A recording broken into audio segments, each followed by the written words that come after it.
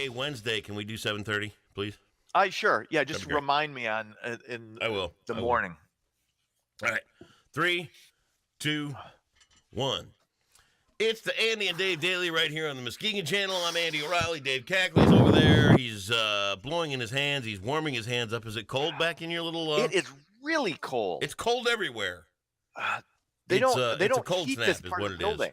Huh? They don't heat this part of the building. No. That I'm in. They got everything else is kind of like all the doors are shut to keep the heat in, and my little area of the building, my little bat cave where I put up my traffic maps and everything, write out, tweet out and write news stories for you.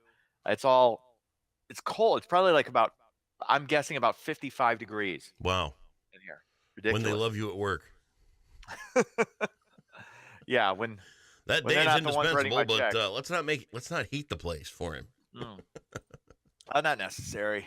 It's the old Indian bravery test. If you can survive every day at 55 degrees, you can keep your job. Indian bravery. Very good. So, how was the weekend? Not too bad. Hung out with Max. Max was grounded this weekend, so it made it difficult. He couldn't watch TV. He couldn't play his video games. And what brought upon this grounding? Had to put the hammer down. Well, evidently, last week when it was really, really cold, they had an indoor recess. Yep. And he and a buddy of his were kind of like slamming into each other, doing what 7-year-old boys are wont to do.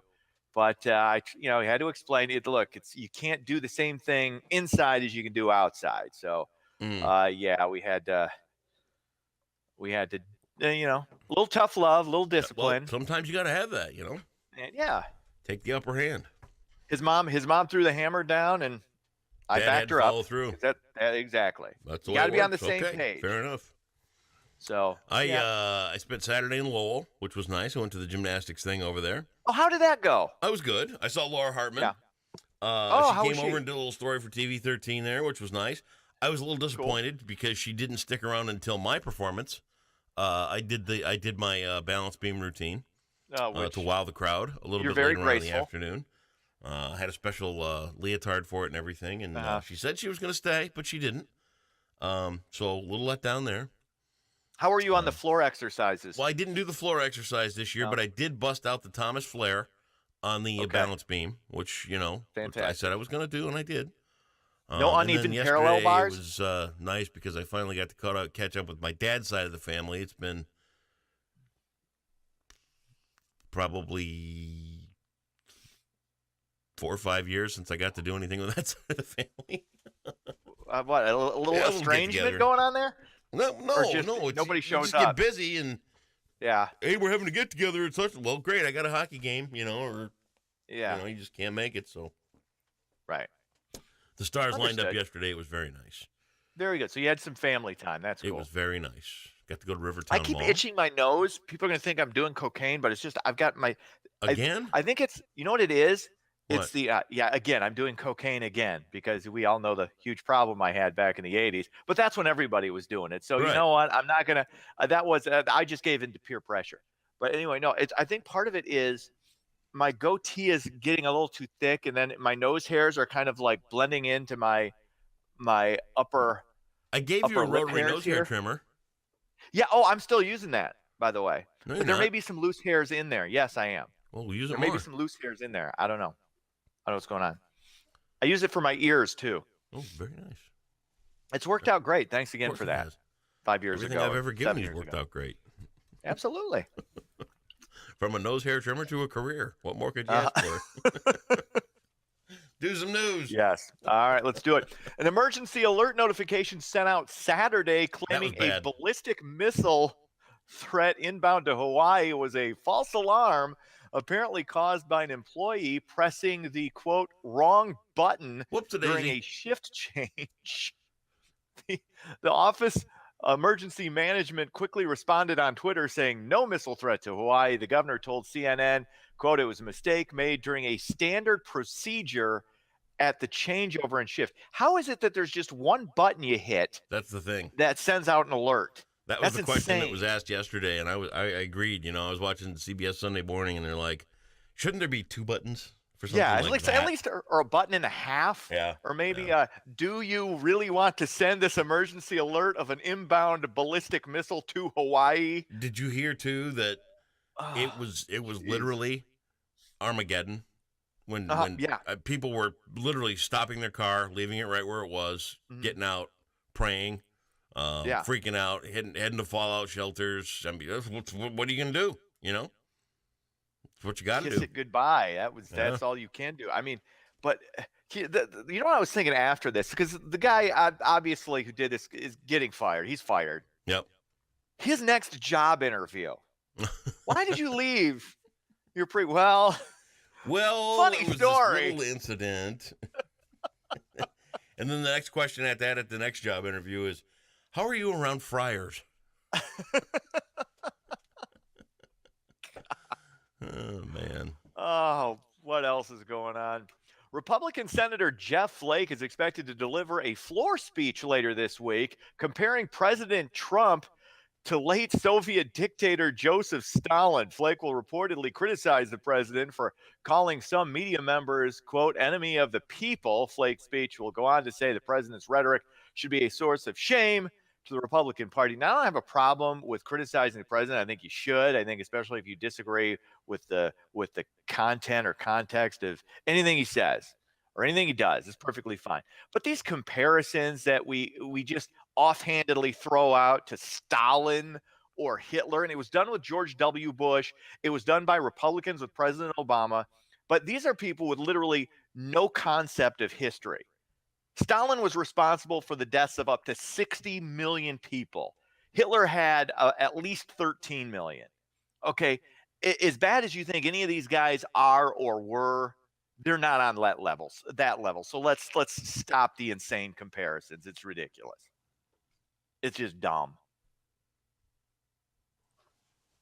You don't think that's crazy? You don't think a comparison to Joseph Stalin, one of the worst mass murderers in the history of human civilization, is an insane comparison? At this point, yes. Okay. However, you don't need to qualify it. Listen. It's just insane. I want you to let's simplify things. At one point, there was this character named Barney Fife, and he was on TV, and he used to have this phrase called "nip it," and he would go, "Nip it, nip it, nip it," and I think where these comparisons are coming in is that at the time, you know, when you're listening to the rhetoric of Adolf Hitler or Joseph Stalin or things like that, the way the kind of cray-cray that they were displaying in their early days. No, not even close. Okay. Not even remotely close. Okay. It's insane. The comparisons are insane. There was one Hitler and there was one Stalin. Okay. There was one Genghis Khan. Let's stop with this. It's ridiculous. It's overshooting the target. And whatever your message is gets lost in stupid, insane comparisons when you do that. It's overshooting the target because there are things you can criticize him for. Genuinely poignant criticism. Okay. The attacks on the press are ridiculous.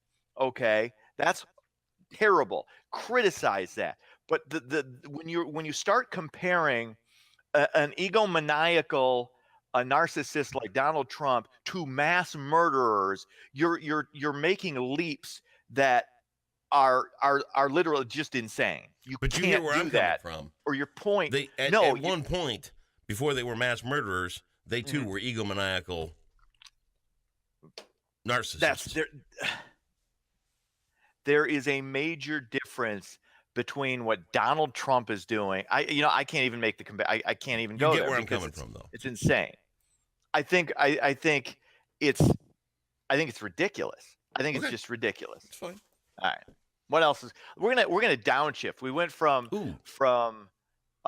potential Armageddon in Hawaii to Hitler, Stalin, Trump comparisons. Now we're going to talk Muskegon Lumberjacks. Lumberjacks moved into third place in the East with a sweep of Green Bay over the weekend. The Jacks won 5-3 on Friday, 5-2 on Saturday. Muskegon has won 11 of their last 14 games.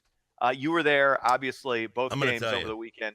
It was. How was it turn out? The Star Wars night was, and I want to put this into perspective for you. All right, started probably coming out to Lumberjacks games in 87 or 88. I'd tag along with my buddy Rob. We'd come out.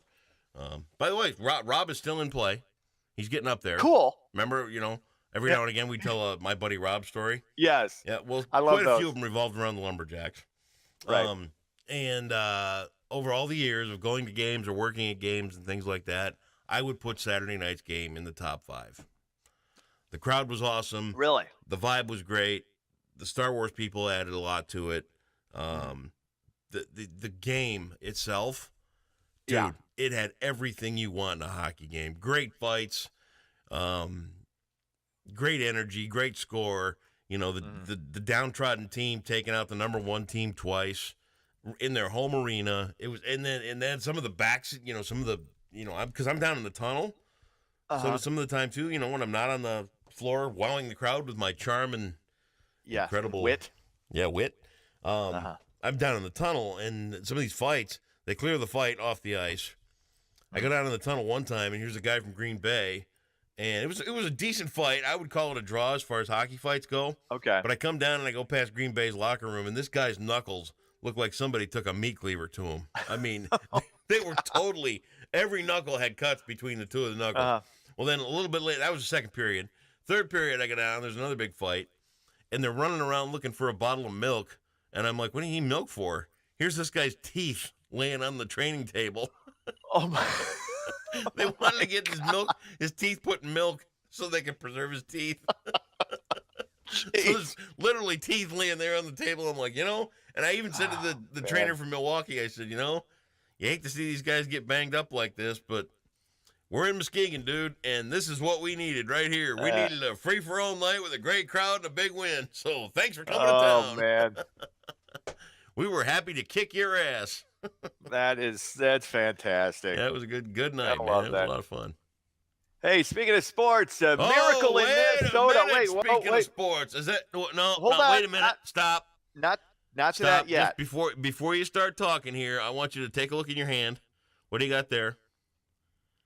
I got a pen. Yeah, red pen. I don't want a red pen. Oh, hang on. I'm not sure that red pens are legal to write checks with, but we're going to get to that. Okay, there you go. All right. Well, get to that. We're going to get to that. Yes, we are. First, got to talk about the miracle in Minnesota. Yeah, Vikings beat the New Orleans Saints on a 61-yard touchdown pass from Case Keenum to Steve. What the hell was his name? Stephon Diggs. There we go. Last play of the game. They win it. They move on. The Final Four in the NFL is set. You got New England against Jacksonville, Minnesota against Philadelphia. It's going to end up being Minnesota and New England. But, Jacksonville beat Pittsburgh 45-42. Oh, yeah. Look at you. Oh, man. I had to do this on TV today because I shot off my mouth on Friday about Michigan. You know what? I also got a report that on TV you said ELO has only had one good song. Yellow had only one good song. Don't bring me down. I'm seriously. You know what? I can put up with you dogging on Genesis, but the next time I see you, I'm going to hit you over the ELO comments. So okay, wait. I could have. Maybe they had one other good song. I can't remember. No. ELO is masterpiece work. Okay. That's not so the next time I see you, without prompting discussion or anything, I'm just going to hit you right between the eyes. But Michigan, I got to give respect where respect is due. Yes, Michigan outcoached Michigan State. That doesn't happen very often to Tom Izzo teams. They win 82-72. And let's see. Okay, you got your pen handy? I would write out cash. A check to cash. Okay. Now, notice the date. It's $80. Make sure your address isn't seen on there. We don't want everybody showing up at your house. Yes. Yeah, I understand. Yeah, okay, there we go. Yeah. March 1st of 2019. March 1st. This will be valid. Of 2019. I don't think just so. Just gotta get some cash together, but this will go in the mail. You're such a deadbeat. So there you go. It's gonna take me $80 to run. Great, perfect. Post-dated, be fine. A post-dated check. All right, Dave, go enjoy your Monday with your Michigan hat, and we'll see you tomorrow.